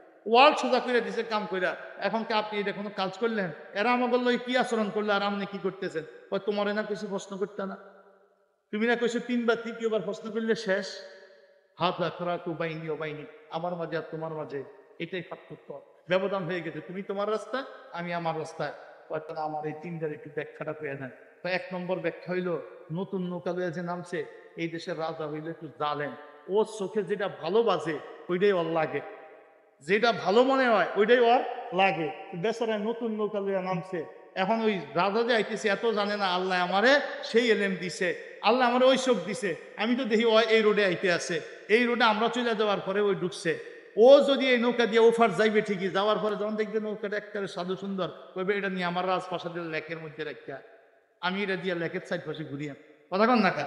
এটা এটা দেখলে ওর পছন্দ হইবে, এই জন্য একটু কোপায়া এটা খুদ তৈরি করে দিছি, দেখবো যে কেটা কোপাইতেছে এটা রাজবাড়ির চলতো, তার জিনিসটা হেফাজতে থাকে। কথা বুঝেন নাই? এটা তো কোরআনের কথা, এগুলো তো আমার কথা না। এটা কিসের কথা? সূরা তহার কথা।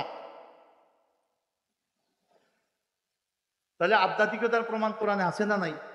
এই আত্মশুদ্ধির প্রমাণ আছে না নাই? আছে না নাই? আল্লাহ আমাদেরকে সেই রকম দিলওয়ালা আত্মাওয়ালা পবিত্র আত্মা নিয়ে অন্তত পক্ষে, সবাই বড় আলেম হওয়া ফরজ না, বড় আলেম হইবে কয়েকজন, কিছু মানুষ। এটা কোরআনের কথা। ফালাউলা নাফারা মিন কুল্লি ফিরকাতিন মিনহুম তাইফাতুন লিয়াতাফাক্কাহু ফিদ্দীন ওয়া লিয়ুনজিরু কওমাহুম ইযা রাজাউ ইলাইহিম লাআল্লাহুম ইয়াহযারুন। সবাই আলেম হইবে কোরআন এটা বলে নাই, বলছে কিছু লোক যেন, একটা ছোট্ট দল যেন বের হয়ে যায়, বড় আলেম হয়ে জাতিকে হেদায়েতের পথে ডাকবে। কি ঠিক না বেঠিক? কিন্তু দ্বীনি ইলম সবার জন্য শিক্ষা ফরজ ওই পর্যন্ত যতটুকু হইলে সে আল্লাহর ফরজ ইবাদত গুলো সঠিকভাবে আদায় করতে পারে। কি ঠিক না বেঠিক? আর যদি বলেন ঠিক না বেঠিক? প্রত্যেকে সূরা ফাতিহা লাগবে কি লাগবে না? বড় আলেম মুফতি সত্যিকে হবে না, কিন্তু ফাতিহা লাগবে, 10টা সূরা 5টা সূরা লাগবে। তার এই রুকু তসবিহ তাহলিল লাগবে কি লাগবে না? জানাজার দোয়া লাগবে কি লাগবে না? কবর জিয়ারতের দোয়াটা লাগবে কি লাগবে না? মানুষ দেখলে সালাম দেওয়া লাগবে কি লাগবে না? আবার মহিলারে সালাম দিবেন, যুবতী মহিলারে সালাম দিবেন, কোন জায়গায় কোনটা একটুক যতটুক বিধান জানা দরকার অতটুক তো আপনাকে জানতে হবে। কি ঠিক না বেঠিক? অজুর ফরজ কয়টা, সুন্নত কয়টা জানার দরকার আছে না নাই? এতটুক সবার জন্য ফরজ। আত্মশুদ্ধি, যতটুকু আত্মশুদ্ধি থাকলে লোভ লালসা অন্তরে আসবে না, হিংসা আসবে না, অহংকার আসবে না। যতটুকু আত্মশুদ্ধি থাকলে গীবত শেখে নামাজ দিয়ে বের হবে না। অতটুকু আত্মশুদ্ধি প্রত্যেকটা মানুষের জন্য ফরজ। তা না হলে তার মুক্তি নেই। তার প্রতিটা গুনায় অন্তরে কালিমার দাগ পড়ে। কাল্লা বাল রান আলা কুলুবিহিম মা কানু ইয়াকসিবুন। আল্লাহ বলছে এই গুনাহওয়ালা অন্তর, তার সন্তান সম্পদ কিছুই আমার কাছে উপকারে আসবে না কিয়ামতের দিন। একটা মাত্র উপকারে আসবে, কদ আফলাহা মান তাযাক্কা, সফল ওই ব্যক্তি যে তার আত্মাকে শুদ্ধ করতে পারছে। এই দেহ থাকবে না, আমার সময় নাই, নাহলে আমি আর একটু বিস্তারিত বলতাম। এই দেহ থাকবে না, এই আত্মাটা থাকবে। এই দেহ কোটি কোটি দেহ পাল্টাবে। এই দেহ, আপনার এই দেহ অনেকের পঙ্গু হাসপাতালে কাটতেছে, প্রতিদিন কাটে, হাত কাটে, পা কাটে, কাটে কি কাটে না? প্রতিদিন কেটে কেটে মাছের খাদ্য হয়ে যাইতে পারে, সুন্দরবনের বাঘের খাদ্য হতে পারে, আগুনে পুড়ে যাইতে পারেন, বিমান দুর্ঘটনায় নিশ্চিহ্ন হয়ে যাইতে পারেন, এ দেহের বিনাশ হয়ে যাবে। এই আত্মার কোনোদিন বিনাশ নাই। এই আত্মার উপরেই শাস্তি, শান্তি, হাসর, কিয়ামত। আজকে যেটা নিয়ে বসছেন এই আত্মার উপরেই। দেহ হয়ে যাবে হাসরের দিন, যার আত্মা যেমন দেহ হবে তেমন। কিন্তু একজন মুয়াজ্জিন 5 ওয়াক্ত নামাজ, যে আল্লাহর আযানের ধ্বনিটাকে আকাশে বাতাসে সাগরে পাহাড়ে নদী নালায় গাছে মাছে সব কিছু আল্লাহর তাশাহুদ শুনবে, আশহাদু আল্লা ইলাহা ইল্লাল্লাহ, রিসালাত শুনবে, আশহাদু আন্না মুহাম্মাদুর রাসূলুল্লাহ, আমি আল্লাহর পক্ষে আযান দিয়ে মানুষকে ডাকবো, হাইয়া আলাস সালাহ। ওই ব্যক্তির ঘাড়কে আল্লাহ তাআলা এই টুকনি আর এই কাঁধের মধ্যে ঘাড়টা 60 হাত লম্বা করে দিতে। কয় হাত? জোরে বলেন। 60 হাত লম্বা হবে। তাহলে কি জিরাফের মতো দেখাবে? না, এই 3.5 হাত বডিতে 4 আঙ্গুল ঘাড় যেমন পারফেক্ট, 60 হাত যদি ঘাড় হয় তাহলে বডিটা যতটুকু লম্বা হবে পারফেক্ট হবে। আল্লাহ পাক তাহলে অতটুকু লম্বা বডি দিয়ে কিয়ামতের দিন দেবে। এই জন্য এদের চেহারা কেমন হবে? হাদিসে আসছে, ওয়া ইন্নাহুম লাআলা নূর, এক একজন নূরের মিনারের মতো দেখাবে। শশিনা যায় যেন মিনারের দিকে তাকাই থাকেন, সুবহানাল্লাহ, কি মিনার বানাইতেছে। মানুষ দেখবেন মিনারের মতো কিয়ামতের দিন। হাদিস শরীফ দেখাইতে না পারলে জিহ্বা কেটে দেব। মেশকাত নিয়ে আসেন 425 নম্বর পৃষ্ঠায়, বাবু আল হুব্বু ফিল্লাহ মিনাল্লাহ, এই অধ্যায়ের মধ্যে 426 নম্বর পৃষ্ঠায় এই হাদিসটা আছে। ওয়া ইন্নাহুম লাআলা নূর, এমনও মানুষ হবে যারা নূরের মিনার। যদি কোন সুবহানাল্লাহ। এজন্য ওই হাসরের ময়দানে কেউ হবে নূরের মিনার, কেউ হবে পিঁপড়ার মতো। ইমাম গাজ্জালী রাহমাতুল্লাহ আলাইহি বলছে, আল্লাহ পাক কাউকে জিজ্ঞাসা করবে না তুমি কি জিনা করছো কিনা, তুমি সুদ খাইছো কিনা, তুমি পরের সম্পদ ভক্ষণ করছো কিনা, তুমি বোনদের সম্পদ ইনকাম করছো কিনা, তুমি ভাইরে ঠকাইছো কিনা, তুমি বেনামাজি ছিলা কিনা, তুমি বেরোজগার ছিলা কিনা। আল্লাহ পাক ময়দানে মহাশরে কোন ব্যক্তিকে জিজ্ঞাসা করবে না পাপ সম্পর্কে। কথাটা আমার না, স্বয়ংকার। আরো জোরে বলেন। কাউকে আল্লাহ তাআলা পাপ সম্পর্কে জিজ্ঞাসা করবে না, তবে বলবে পাপী পৃথক হয়ে যাও। আমতাজুল ইয়াউমা আইয়ুহাল মুজরিমুন, হে পাপী পৃথক হয়ে যাও। তো পাপী চিনবেন কেমনে? আল্লাহ জিগাইবে, কথা বল না। ফায়াউমা ইযিল্লা ইউসালু আন যামবিহি ইনসু ওয়ালা জান ফাবিআইয়ি আলা'i রাব্বিকুমা তুকাজ্জিবান। সেই দিন, ফায়াউমা ইযিন, সেই দিন, লা ইউসআলু, আলেমরা আছে এটা মাজহুলের সিগা, মাজহুল। মাজহুলের সিগা মানে প্রশ্নকৃত হবে না, প্রশ্নকৃত হবে না। আন যামবিহি, পাপ সম্পর্কে, ইনসুন, কোন মানব জাতি, ওয়ালা জান্নুন, কোন জিন জাতি। মানব জিন কাউরি আল্লাহ প্রশ্ন করবে না, খালি কেউ পৃথক হয়ে যাও। নেককাররা এক পাশ, পাপীরা আরেক পাশে চলে যাও। এক ভাই, এক এলাকা, এক বংশ, একই চৌধুরী বংশ, একই পাটোয়ারি, একই দোকানে কাজ করছি, একই জায়গায় ছিলাম, কোনো এক এক নাই। নেককাররা এক, পাপীরা আরেক। চিনবে কেমনে? ইউরাফুল মুজরিমুনা বিসিমাহুম ফায়ুখাযু বিন নাওয়াসি ওয়াল আকদাম ফাবিআইয়ি আলা'i রাব্বিকুমা তুকাজ্জিবান। ইউরাফ, এটা মাজহুলের সিগা, আলেমরা আছে। ইউরেস, ইউরাফ, ইউরেফ, ইউরাফ, ইউরেফ, ইউরাফ, ইউরাফুল মুজরিমুন, ইউরেফ না, ইউরাফ, চিনা যাবে, চিনাকৃত হবে। মুজরিমুনা, পাপীরা। একটু আগে বলছি আল্লাহ কি বলবে? আমতাজুল ইয়াউমা আইয়ুহাল মুজরিমুন, পাপী পৃথক হও, মুজরিম মানে পাপী। আর এই আয়াতে বলছে কি? ইউরাফুল মুজরিমুনা বিসিমাহুম, মুজরিমকে চিনা যাবে তার আলামত দিয়াই। ইমাম গাজ্জালী এই আয়াতের ব্যাখ্যায় লিখছে, আলামত হলো চেহারা হবে 12 প্রকার। চেহারাই 12 প্রকার হবে। কোনটা সুদখোর, কোনটা ঘুষখোর, কোনটা হারামখোর, কোনটা বেনামাজি, কোনটা বেরোজগার, কোনটা ইতিমের সম্পদ হরণকারী, এটা চেহারা বলে দেবে। আল্লাহ কাউরে জিজ্ঞাসা হবে। এজন্য আমি বলেছি কিয়ামতের দিন আল্লাহর কোরআনেও বলছে, ইয়াউমা লা ইয়ানফাউ মালুন ওয়ালা বানুন ইল্লা মান আতাল্লাহা বিকলবিন সালিম, একটা পবিত্র আত্মা ছাড়া মুক্তির কোনো রাস্তা নাই। ঠিক না বেঠি? এজন্য আজকে যে আত্মা নিয়ে বসেছি, হাসরে এই আত্মা নিয়ে উঠবো। জাহান্নামে যখন ফেলবে এই আত্মাই সাথে থাকবে। তাই না আমার পা ধরে বলছি 6 কারণে মানুষের মধ্যে অহংকার আসে। 1 নাম্বার সৌন্দর্য, 2 নাম্বার শারীরিক শক্তি, 3 নাম্বার অর্থ, 4 নাম্বার ক্ষমতা, 5 নাম্বার শিক্ষা, 6 নাম্বার আমল। এই 6 কারণে অহংকার আসে। আমরা এই 6টা জিনিস যারা পাবো আল্লাহর নিয়ামত মনে করে জমিনে নম্র ভদ্র হয়ে, জমিনে যত নিচু হয়ে চলতে পারি ততই আল্লাহর বান্দা হিসাবে স্বীকৃতি পাবো। অন্যথায় জমিনে চলবো দাম্ভিক আর অহংকারী হিসাবে আল্লাহর দপ্তরে লেখা কিছুই পাওয়া যাবে না। ঠিক না বেঠি? 12টা গুণ কয়টা?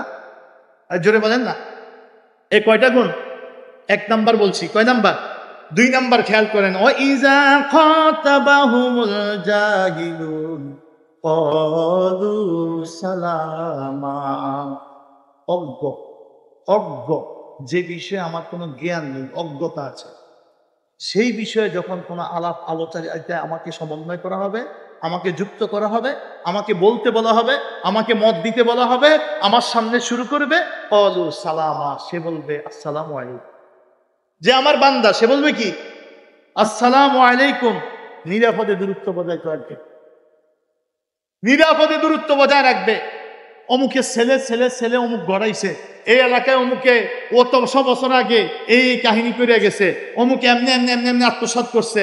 এই যে যা জানি না তা ইতিহাস নিয়ে আমরা ঘুরি, চায়ের দোকানে চা 1 কাপ খাই আর বলি ওই জমি এমনি এমনি এরম হয়েছে।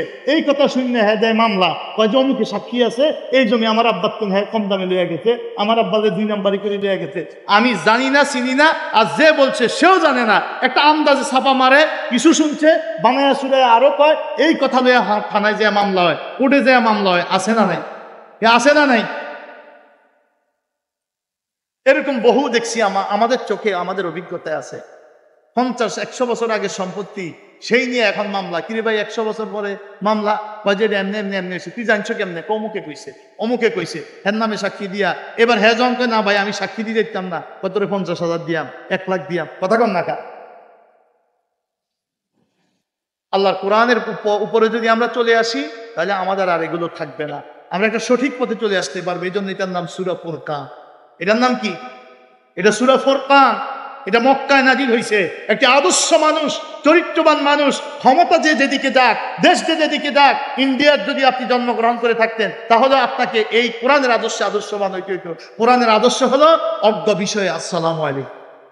শেখ হাসিনা কি করছে, খালেদায় কি করছে, জিয়া কি করছে, তারেক জিয়া কি করছে, বঙ্গবন্ধু এটা করছে, অমুকে এটা করছে, বর্তমানে ইউনূস এটা করতেছে, ভারতের প্রধানমন্ত্রী নরেন্দ্র মোদী এটা করছে, আমেরিকার ট্রাম্প এটা করছে, চীনের শি জিনপিং এটা করছে, ফ্রান্সের ম্যাক্রোতেও এটা করছে।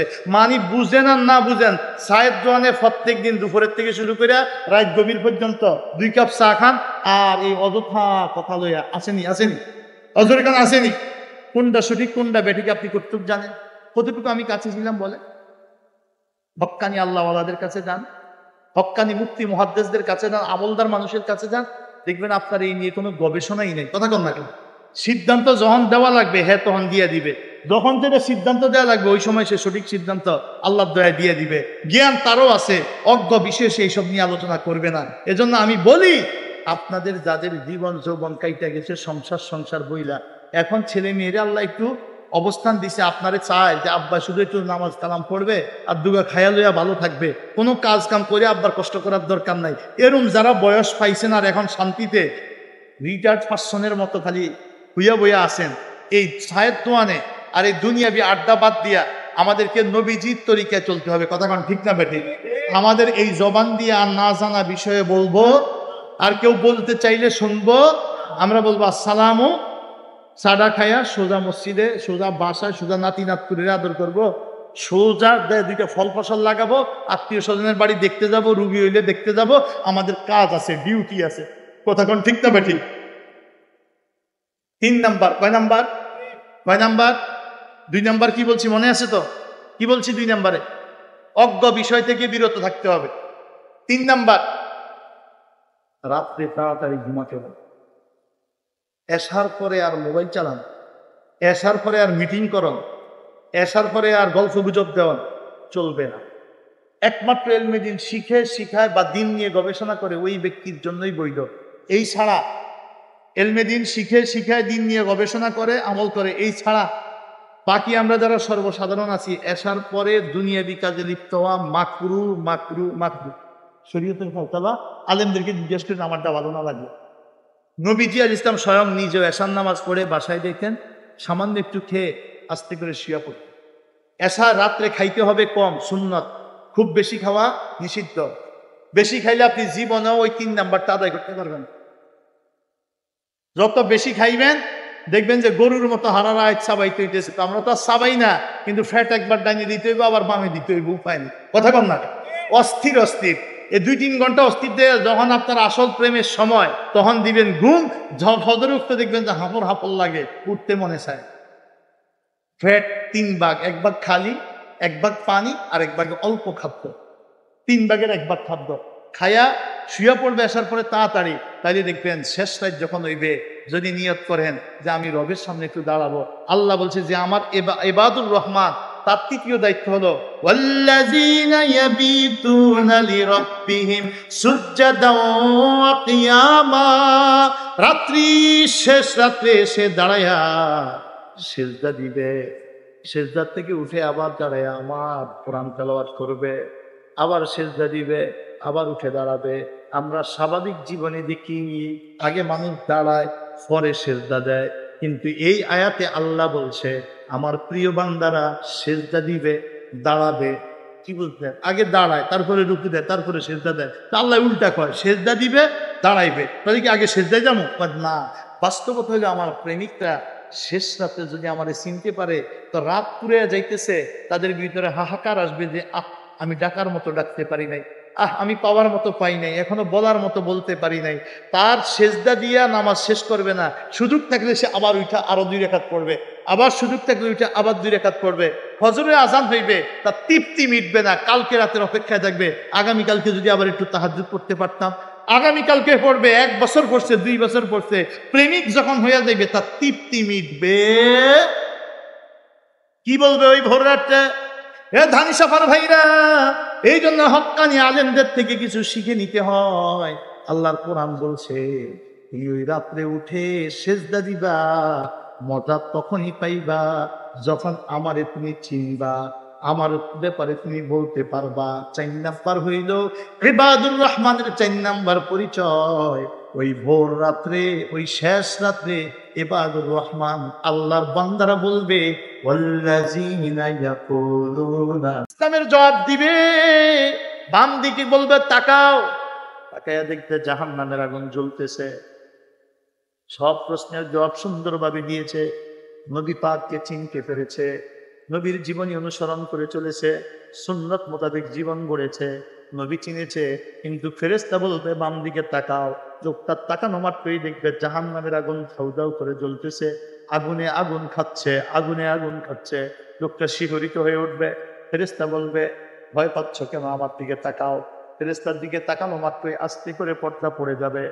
এবার ফেরেশতা বলবে যদি তুমি আল্লাহ না চিনতে, রসুল না চিনতে, যদি ইমানের জীবন যাপন করতে না পারতে, দুনিয়া দুনিয়া দুনিয়া দুনিয়া দুনিয়া বলে যদি তুমি তোমার জীবন কাটাইয়া দিতে, এই জায়গাটাই হইতো তোমার স্থান, এই জাহান্নামে হইতো তোমার স্থান। যেহেতু তুমি আল্লাহ চিনেছ, রসুল চিনেছ, ইমানের জীবন যাপন করছ, এই জন্য আল্লাহ পাক ওই স্থান পরিবর্তন করে তোমার আল্লাহর ডাইন দিকে তাকাও, তাকায় দেখবে তার নিজের কবরটা 70 গজ প্রশস্ত হয়ে গেছে, আর স্বয়ং আল্লাহর জান্নাতের সাথে কবরের সংযোগ হয়ে গেছে। বলবে আল্লাহ তোমার এইটার ওয়ারিস বানায় দিয়েছে। ঠিক একইভাবে একজন জাহান্নামী যখন প্রশ্ন করবে মান হাযার রাজুল আল্লাযী বুইসা ফীকুম, নবী দেখবে নবী চিনার কোনো কায়দা নাই। লা আদরি, হা হা হা, লা আদরি। হাদিস শরীফে আছে, বুখারী শরীফে এই কথাটা সে বলবে, 2 বার বলবে হা হা, মানে হলো আফসোস, ও আফসোস, লা আদরি, আমি তো তারে বুঝতে পারতেছি না, আমি তো তারে চিনতে পারতেছি না। এটা বলবে আমি তো তারে বুঝতে পারতেছি, উনি যে কে আমার বুঝে আসতেছে না, আমি চিনতে পারতেছি না। ফেরেশতা বলবে তোমার আর চিনার দরকার নাই, এদিক তাকাও। তাকে দেখবে জান্নাত খুব সুন্দর, চমৎপ্রদ জান্নাত। দেখা মাত্রই ফেরেশতা বলবে এদিকে তাকাও, তার দিকে তাকাইলেই পর্দা পড়ে যাবে, জান্নাত নাই। বলবে শোনো, যদি নবী চিনতে, যদি আল্লাহ চিনতে, ইমান চিনতে, দুনিয়া দুনিয়া না বলতে, তো আজকে এই জান্নাতের ওয়ারিশ তুমি হতে, এটার অধিকারী তুমি হতে। কিন্তু তুমি যেহেতু তোমার দুনিয়াটাই, যতই তোমারে বলছে পরীক্ষার জন্য পাঠাইছি, লোভ কইরো না, অন্যায় কইরো না, গুনাহ কইরো না, কিন্তু তোমার কিছুতে তাসিল করে নাই, তুমি তোমার মতেই ছিলা, এজন্য এটা তোমার জন্য না। এদিকে তাকাও, বাম দিকে যখন তাকাবে দেখবে যে জাহান্নামের কবর সাথে তার কবরের সংযোগ তৈরি হয়ে ঢুকতেছে, জাহান্নামের আযাব শুরু হয়ে যাচ্ছে, বলবে এটাই তোমার স্থান। এই জন্য আল্লাহর বান্দা যারা হবে, শেষ রাত্রে যদি কেউ জাগতে পারে রে, কেউ যদি নিয়ত করে আমি রবের শুকরগুজার বান্দা হব, আগেই বলছি আও আরাদা শুকুর, কেউ যদি নিয়ত করে আমি আল্লাহর শুকরিয়া আদায় করব, আমার রব আমারে যা দিয়েছে আমি শুকরগুজার হব।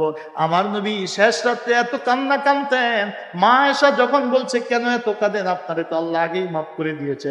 নবী একটা কথাই বলছে, আফালা আতুনা আবদান শাকুরা, আমি কি আল্লাহর কৃতজ্ঞ বান্দা হব না? আর এই সূরায় আল্লাহ বলছে লিমান আরাদা আন ইয়াযকুরা, যে ব্যক্তি গবেষণা করতে চায়, আও আরাদা শুকুরা, অথবা শুকরগুজার বান্দা হইতে চায়, তার 3 নাম্বার কাজ হলো ওয়াল্লাযিনা ইয়াবিতুনা লিরাব্বিহিম সুজদান ওয়া কিয়ামা, শেষ রাতে আল্লাহর জন্য দাঁড়াবে, সিজদা দিবে। 4 নাম্বারে ওয়াল্লাযিনা ইয়াকুলুনা, আর তারা বলবে রব্বানা ইসরিফ আন্না আযাব জাহান্নাম, রব আমার জাহান্নামের আযাব থেকে বাঁচাও, জাহান্নামের আযাবটা আমার থেকে পরিবর্তন করে দূর করে দাও, যেই অংশ জাহান্নামের আর যে অংশ জান্নাতের দুইটা রাখছো, আমার থেকে জাহান্নামটা দূরীভূত করে দাও, পরিবর্তন করে দাও, আমার জান্নাতটা দাও। ইন্না আযাবাহা কানা গরামা, নিশ্চয়ই আপনার আযাব সর্ববিনাশী। ইন্নাহা সাআত মুস্তাকাররাম ওয়া মুকামা, নিশ্চয়ই আবাসস্থল হিসাবে, বাসস্থান হিসাবে এই জাহান্নাম সাআত কতই না নিকৃষ্ট, কতই না নিকৃষ্ট। আল্লাহ বলে শোনো, জাহান্নাম, জাহান্নাম এত গভীর, ওহ, 10 তলা একটা বিল্ডিং এর উপর থেকে নিচের দিকে কোনো মানুষকে ছেড়ে দিলে কতক্ষণ লাগবে পড়তে বলেন দেখি? হ্যাঁ, 2 মিনিট লাগবে, 10 সেকেন্ড 20 সেকেন্ড, কথা কন না।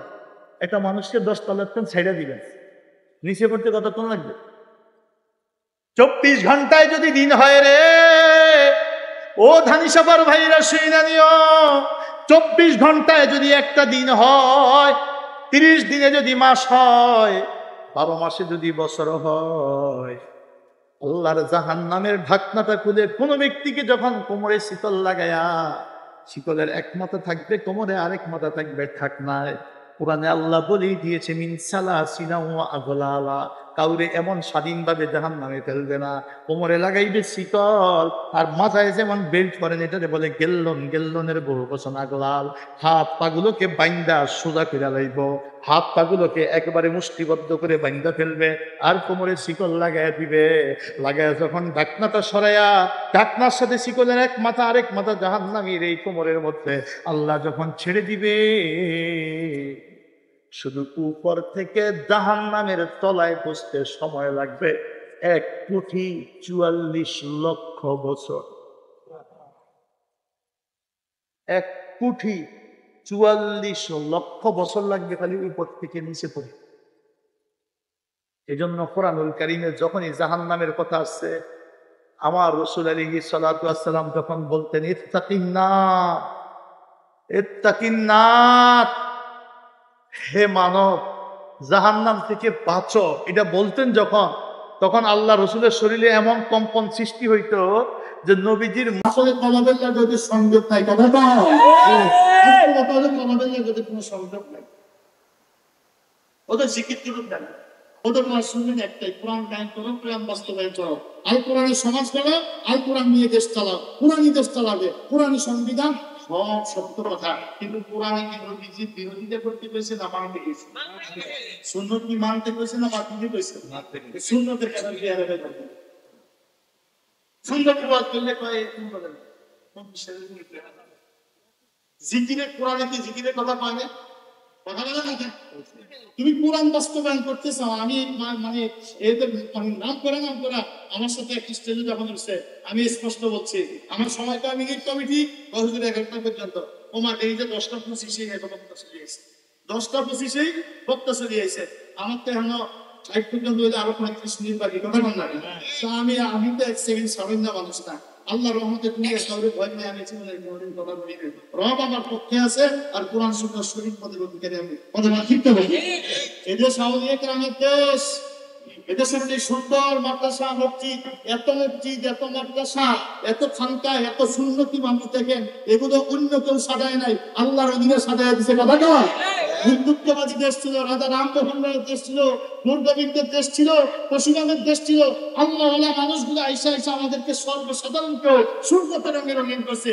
সেই পরিবেশ পাইয়া আজকে তোমরা তাফসীরুল কোরআনের নাম দিয়া সুন্নতের ওয়াজ করলে তোমাদের পেটে ব্যথা উঠে, জিকিরের ওয়াজ করলে তোমার মাথা খারাপ হয়ে যায়, মিলাদ দুরুদের কথা বললে তোমরা বেদাতি সুবহান উঠে যাও। কোরআন কায়েম করবা। কোরআনে কি দুরুদ মিলাদ নাই? কোরআনে কি তাসবিহ তাহলিল নাই? কোরআনে কি জিকির নাই? কোরআনে কি সুন্নাত তরিকা নাই? তাহলে কি কোন কোরআন নিয়ে আসছে? আল্লাহ আমাদেরকে বিচার তৌফিক দান করুন। আল্লাহ আমাদেরকে শরীর পথে কায়েম রাখো। ইবাদত যেই পথে আমরা আছি সেই পথে করে দাও। তিন ভিতরে নামাজ 3 রাকাত, 1 রাকাত, 3 রাকাত, এই কথা কয় না?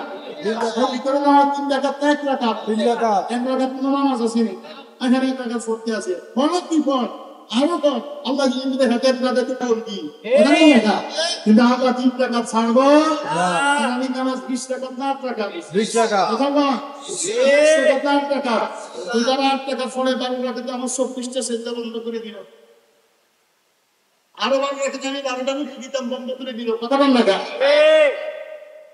তো তারা ইবাদত থেকে দূরে রাখে, জিকির নাই, দুরূদ নাই, তাসবিহ নাই, এটা নাই, ওটা নাই, শুধু নাই আর নাই। তাদের সাথে আমরাও নবীও সেই পথে, দুরূদ মিলাদ সেই পথে, আমরা ভাষা তরিকা সেই পথে, আমরা সরসিয়াত সেই পথে, আমরা ইসাদা সাহেব সেই পথে, আমরা সেই পথে।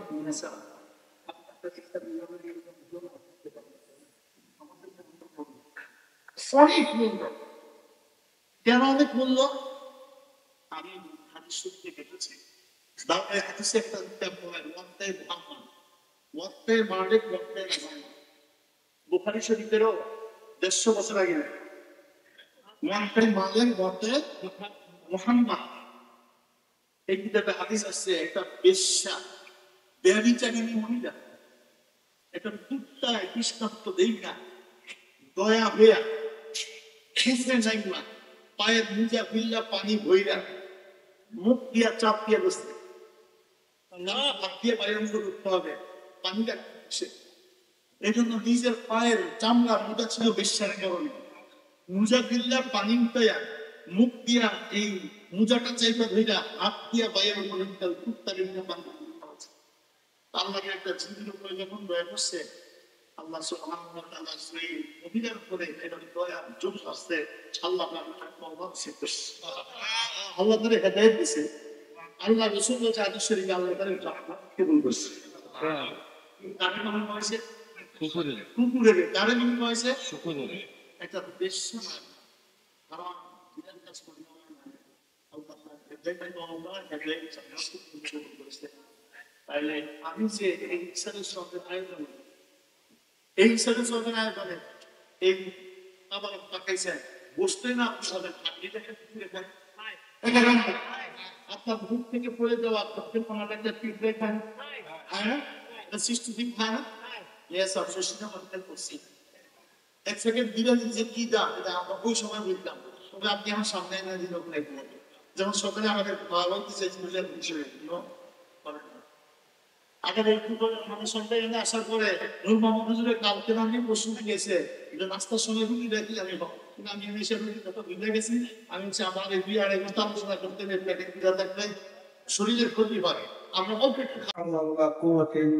এরা এত অপ্রস্তুত কেন? 11:30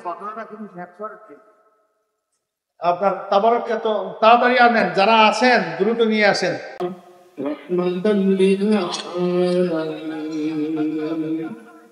ও মহান মালিক, আপনি মালিক, আমরা আপনার গোলাম, আপনি মাহবুব, আমরা আপনার হাত, আমরা আপনার বান্দা, জীবন কাটিয়ে দিয়েছি,